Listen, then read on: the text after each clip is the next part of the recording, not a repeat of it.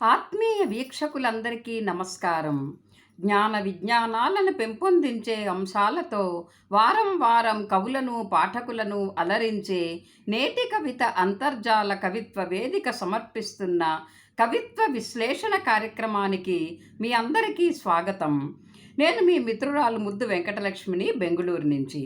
గత వారం సమూహంలో ఇవ్వబడిన చదువులమ్మ చెట్టు నీడలో అనే అంశానికి వచ్చిన కవితల్లోంచి సమూహ సలహాదారులు, కవి విమర్శకులు శ్రీ దాస్యం సేనాధిపతి గారు ఎంపిక చేసిన అత్యుత్తమ కవితల విశ్లేషణ చేయబోతున్నాను.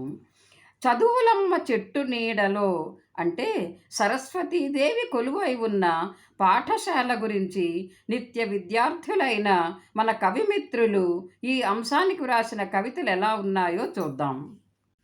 వెగ్గెలం ఉషశ్రీ గారు చదువులమ్మ చెట్టును పాఠశాలకు చెందిన జ్ఞాపకాల మధువులతో అభిషేకిస్తూ మధురమైన కవితను రచించారు.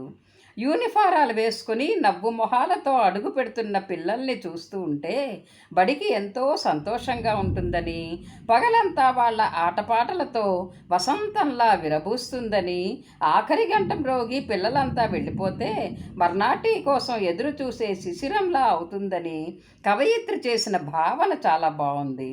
నల్లబల్లకి శుద్ధముక్కకి దోస్తీ ఎప్పుడు ప్రారంభమైందో కానీ ఉపాధ్యాయులు పిల్లలకు జ్ఞానాన్ని పంచడంలో మంచి సాధనాలయ్యాయని వర్ణించారు.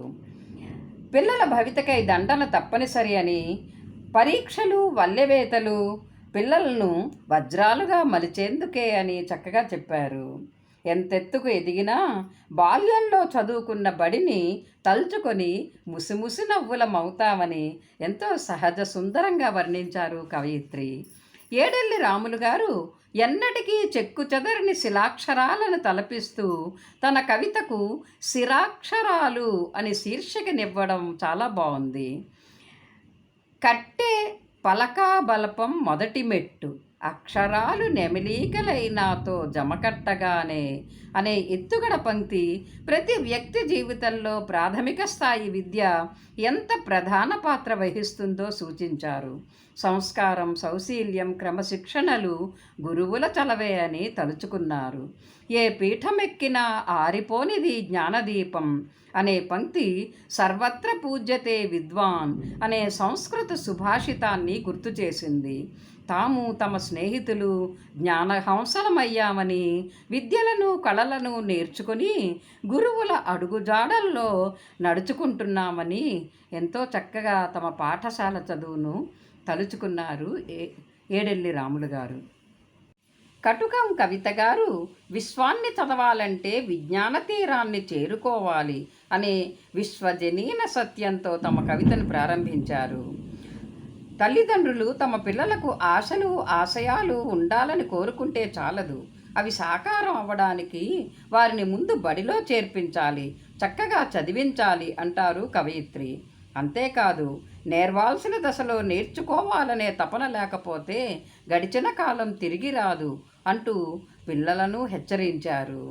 చదువు విలువను గురించి ఎంతో చక్కగా తెలియజేశారు కవయిత్రి.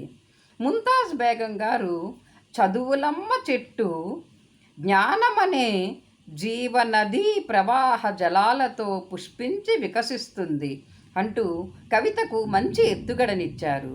అక్కడ శిలలు శిల్పాలుగా మలచబడతాయని, మాటరాని వారి గళాలు సవరించబడతాయని, మానవాళి ప్రగతికై ప్రయోగాలు జరుపబడే అద్భుత ప్రయోగశాల అది అని పాఠశాలను ఎన్నో విధాలుగా చక్కగా వర్ణించారు.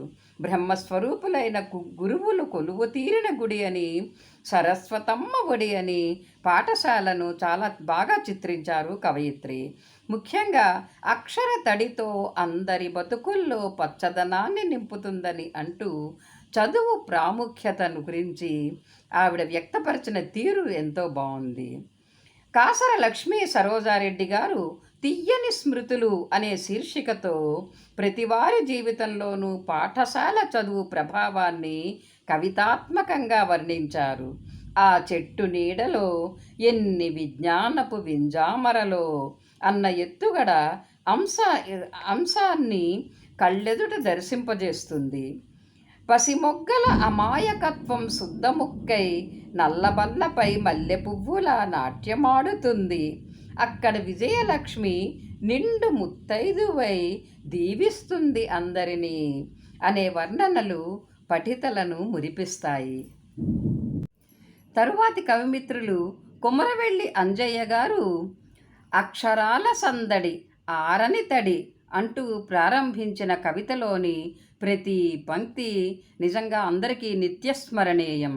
పాఠశాలలో గడిపిన కాలం ఆటపాటలు ఆనందాల బువ్వ కలిపిన జీవితం, జీవితాంతం మిగిలి ఉండే జ్ఞాపకాల పెద్ద బాల శిక్ష అనే వాక్యాలు ఎంతో అర్థవంతంగా కవితలో అమిరాయి. బడిలో పుస్తక ప్రపంచం, బయట ప్రపంచాధ్యయనం అనే వాక్యం అందరికీ అనుభవైక వేద్యం. భూమి మీద పడగానే ఏడుపుతో మొదలైన విద్య భూమిపై నూకలు చెల్లేదాకా నేరుస్తూనే ఉండాలి. ప్రకృతి గురించి, సమాజం గురించి అన్నీ తెలిస్తేనే కదా జీవితం అర్థవంతమవుతుంది అంటారు.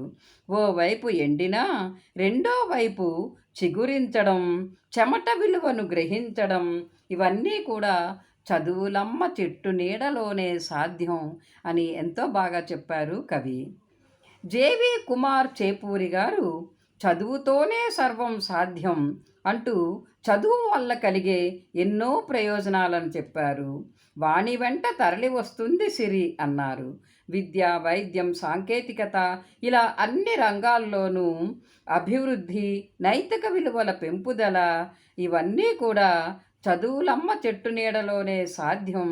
చదువుతోనే మనం ఏదైనా తెలుసుకోగలం, నేర్చుకోగలం, సాధించగలం అని మంచి సందేశాన్ని ఇచ్చారు కవి. చిందం అంకారపు సునీత గారు పాఠశాల ఏ కాలానికి చెందినదైనా ఎప్పుడూ జ్ఞానరేఖల్ని ప్రసరిస్తుందనే నిత్య సత్యంతో ప్రారంభించారు తన కవితను. గురువుల మార్గదర్శకత్వంలో సమాజ అభివృద్ధికై కృషి చేసిన ఆదర్శమూర్తుల ఆనవాళ్లను గెలుపుబాటలుగా మలుచుకొని నిరంతర పరిశ్రమతో ముందుకు సాగుతున్నారు విద్యార్థులు అంటారు కవయిత్రి. చదువే అన్నిటికీ మూలం అనే మంచి సందేశాన్నిచ్చారు. డాక్టర్ బి సుధాకర్ గారు ఉన్నతి మెట్లు అనే శీర్షికతో వ్రాస్తూ మనిషిలో మానవతను నింపి దశను మార్చే దిశను చూపుతూ మహోన్నతిని చేస్తుంది చదువు అంటారు. విలువలను, సేవాభావాన్ని నేర్పి సమాజ సంరక్షణకై సైనికుడిని చేసే పెద్ద కోట లాంటిది పాఠశాల అంటూ ఎంతో చక్కగా సరిపోల్చారు. కాలానుగుణంగా విద్యార్థులకు విజ్ఞానాన్ని అందిస్తూ అనంత ఆకాశాన్ని అందుకోగల తెలివితేటలను ఇచ్చేది చదువులమ్మ చెట్టే అని ఎంతో బాగా వర్ణించి చెప్పారు కవి.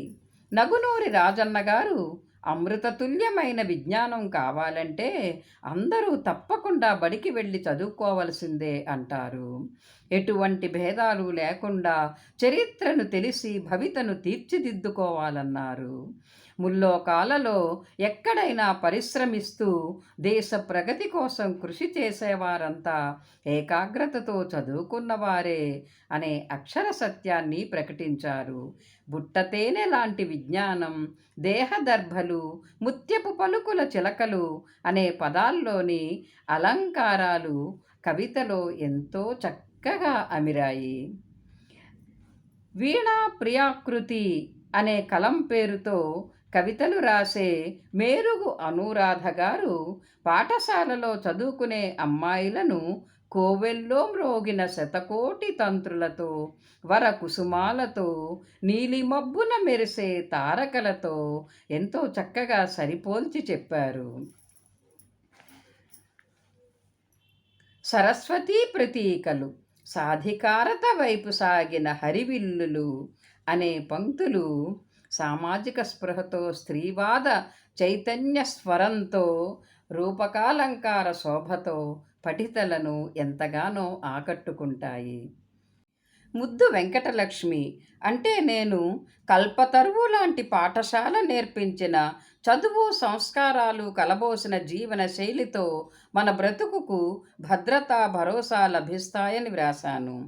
వకుళవాసు గారు బడిగోడలు అనే శీర్షికతో పాఠశాలను విడిచి కళాశాలలోకి అడుగు పెడుతున్న బడి పిల్లవాడి భావాలను ఎంతో ఆర్ద్రంగా వర్ణిస్తూ తన కవితను ప్రారంభించారు.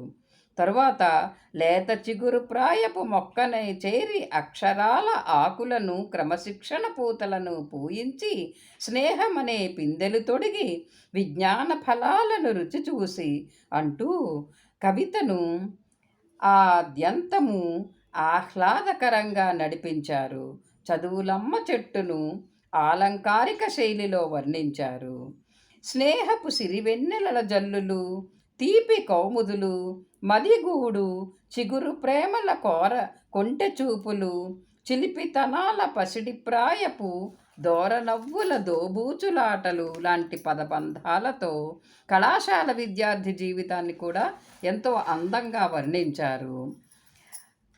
చదువులమ్మ చెట్టు నీడలో చదువులను ముగించుకొని వాస్తవిక జీవితంలోకి ప్రవేశించే సందర్భాన్ని కూడా ఉగాది ఉషస్సున షడ్రుచుల జీవన గమనంలోకి అడుగు పెడుతున్న అంటూ కళాత్మకంగా వర్ణించారు.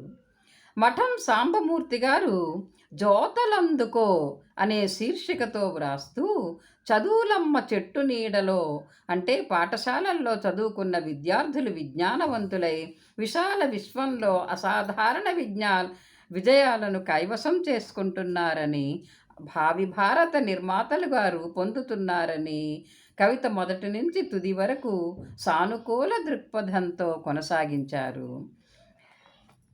అంబేద్కర్, జ్యోతిబా ఫూలే, సావిత్రిబాయి ఫూలే వంటి మహనీయులు ప్రభుత్వ పాఠశాలల్లో చదువుకునే ప్రపంచానికంతటికీ ఆదర్శప్రాయులయ్యారని తెలియజేశారు. గురువులను మరువవద్దని, తాము నేర్చుకున్న చదువును ఇతరులకు నేర్పి మరిన్ని జ్ఞానజ్యోతులు ప్రకాశవంతంగా వెలిగేందుకు దోహదపడాలని మంచి సందేశమిచ్చారు కవి.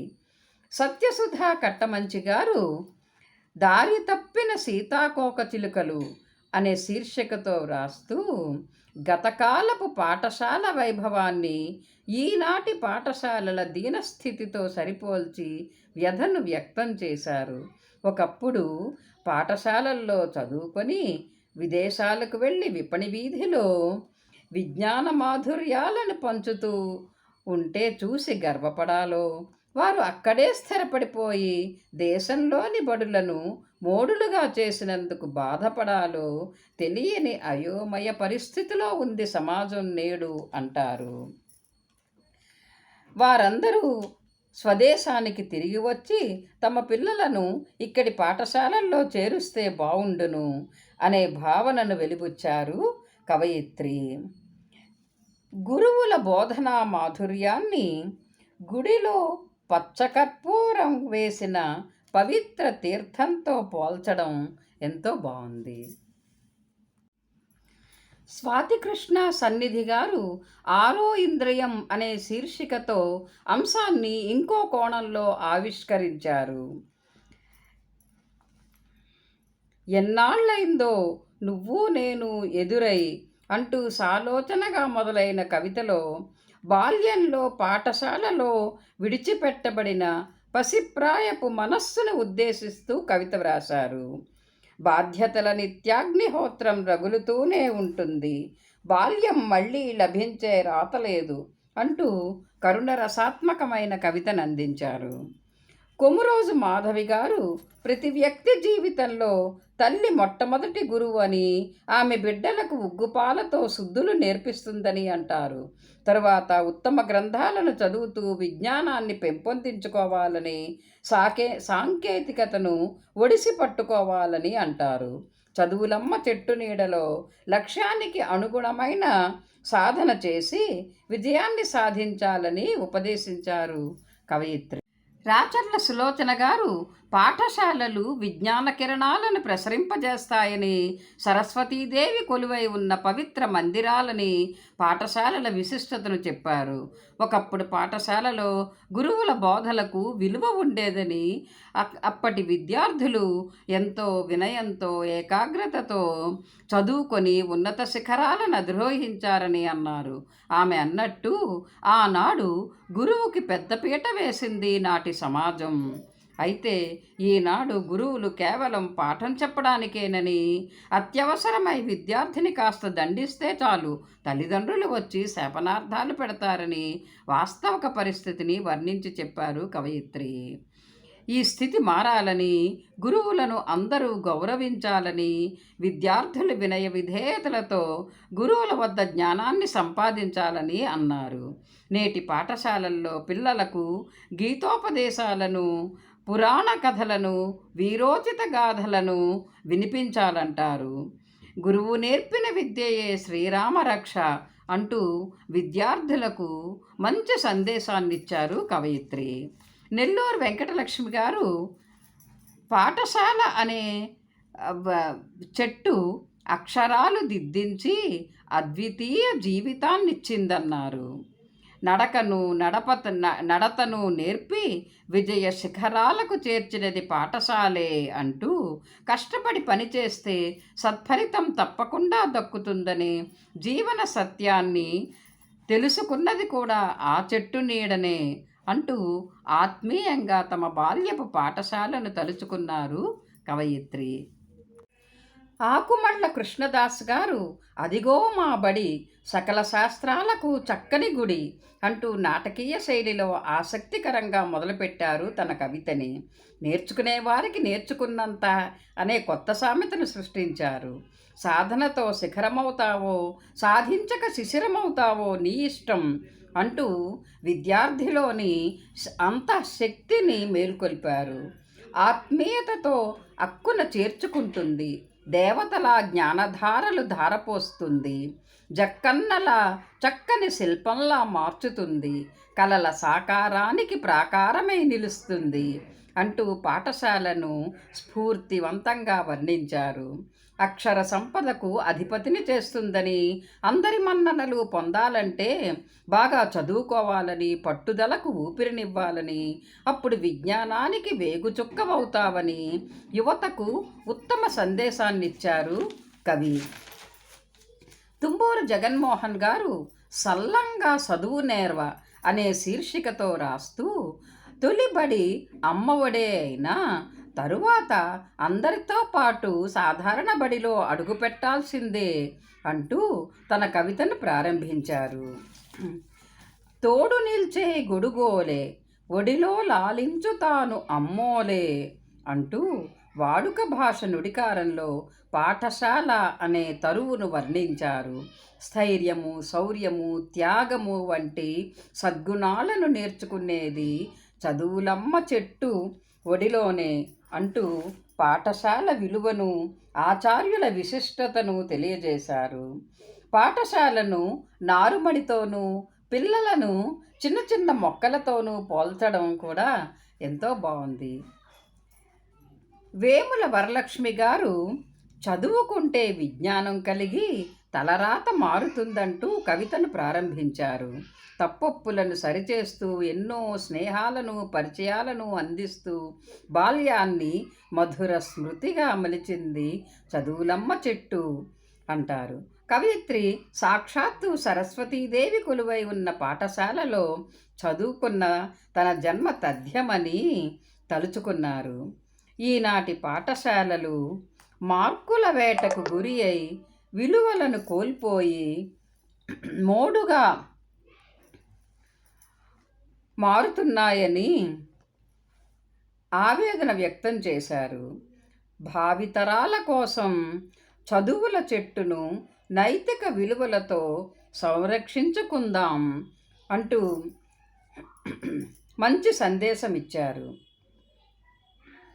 ఇలా జ్ఞానప్రదాయిని చదువులమ్మకు మన కవిమిత్రులు సమర్పించిన ఈ కవితా సుమాలను రేఖామాత్రంగా విశ్లేషించే అవకాశాన్ని నాకిచ్చిన గురువర్యులు శ్రీ సేనాధిపతి గారికి, సమూహ అడ్మిన్ శ్రీ లక్ష్మయ్య గారికి హృదయపూర్వక కృతజ్ఞతలు తెలుపుకుంటున్నాను. కవిమిత్రులందరికీ మనఃపూర్వక అభినందనలు. స్వస్తి.